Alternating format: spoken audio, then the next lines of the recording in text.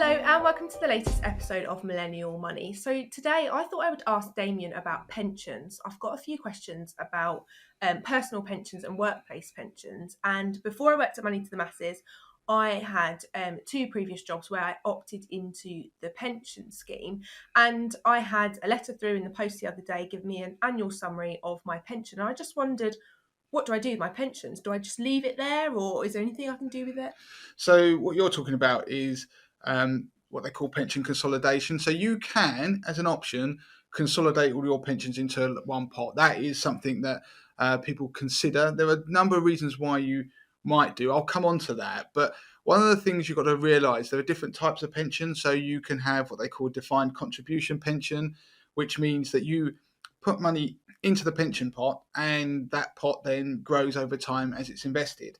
There is something called a defined benefit scheme, or also known as a final salary scheme, where that scheme is it works more of a promise of a retirement income based upon how long you've worked somewhere and your salary and what your final salary at retirement. And there's a bit of mathematics that works out what your retirement pension can be. Because that's like a guarantee, it's a promise, there aren't many of those around anymore. So for most people who are watching this video, unfortunately, like you and I, we don't have those.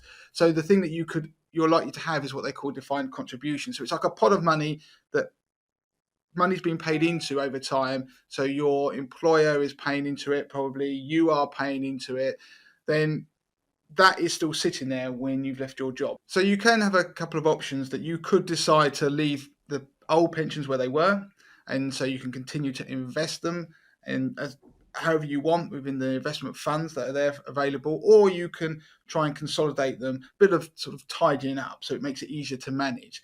Now, whether you do that or not will depend on several factors. So you need to check that what the charges are on your old pension. You need to know whether you're going to lose anything if you stop or you actually transfer that old pension. So if you're not contributing into it anymore, there's a lump sum there. What's going to happen if you move it across? Are you going to lose any valuable guarantees or benefits?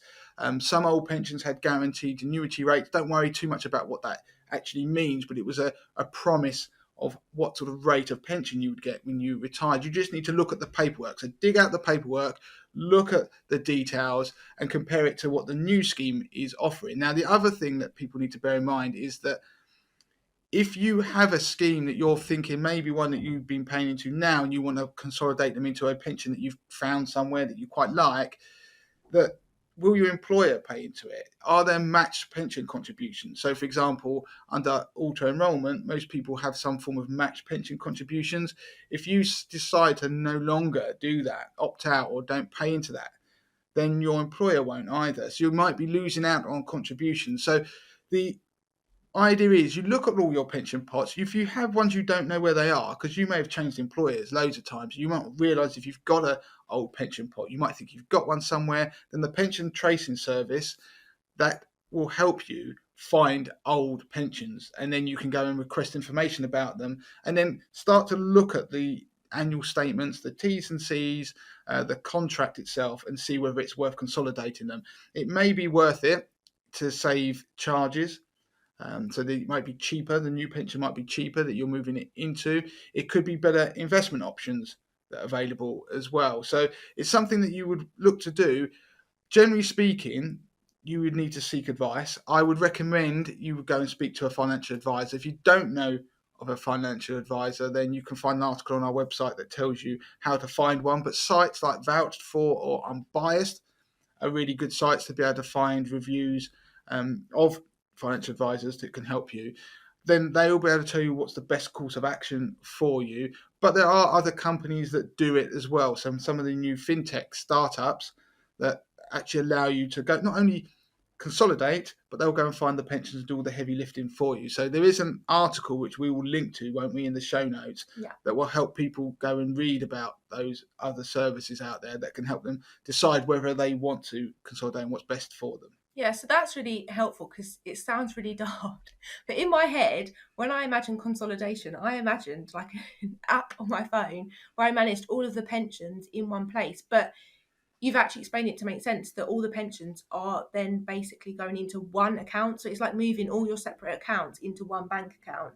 just to use it as an analogy, so the different pensions all go into one overarching pension, you just manage that Yeah. one. That's the Yeah, difference. and it's a good analogy because that's what happens. So you start to think, well, what's the benefit? And sometimes it's about what you might potentially lose. Now, what's good under auto enrolment? A lot of people are auto enrolled into something called Nest, which is effectively like a national pension scheme, and it is very good value. It's very cheap. It's understandably, it's been organised. The government's made sure this thing can work for everybody.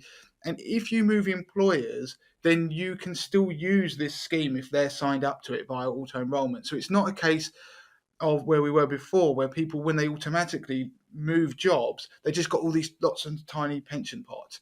The system is a bit better than it used to be. So do look to see if you are part of Nest.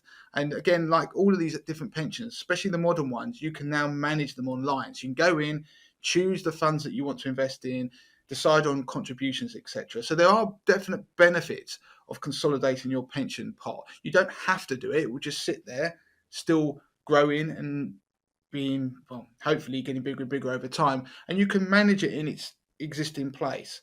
But there are definite benefits of consolidating. But if you're not sure, then do get advice. Yeah, and you would say that it's definitely worth looking at your pensions, isn't it? If you've worked elsewhere, because the reason that it made me think of it is because when the letter come through to me, I looked at my pension and I didn't work at this place for that long, so I only had £2,000 in this particular pension. But it said that by the time I would retire, I would only have £4,000, and I had alarm bells ringing, thinking it's only going to grow £2,000 in what, 40 years. So you would say other people should go and check their pensions too, just in case theirs is the Yeah, and the same. thing is, there's nothing wrong. If you engage with it, then you start to look at those numbers and think, well, would that be reasonable? And then you start thinking about whether you want to add more money. One other thing I don't think I mentioned is exit fees. Some old pensions have exit fees on them. So if you did go to consolidate them, then you end up paying a penalty to do so. So that's the sort of thing you have to judge the size of those fees. But as you say, make sure you do look at it, engage with it, because after all, if it's something that's been given to you by an employer, so they're paying in contributions alongside you, those employer contributions are free money. So you may as well make it work. And especially if we're talking about if you're young, you're not going to be able to retire realistically. I know the age is 55 to access pension schemes now, and I'm not putting people off, but by the time we all get to 55, it probably, certainly when you get to So 55, closer to Lauren, you than me.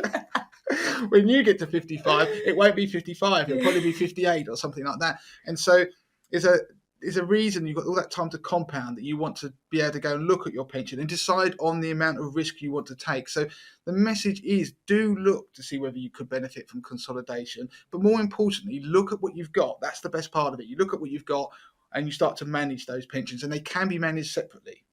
Cool, that's great. Thank you. That's really helpful. So if you have any questions about pensions and pension consolidation, then you can email me, lauren@moneytothemasses.com. But be sure to check out our website, where we have loads of useful articles all about pensions, and we will link to those below this video as well. So be sure to go and follow us over on our social media, our Facebook Money to the Masses, our Instagram @Money to the Masses, and our Twitter @Money to the Masses with the number 2. Thanks for watching.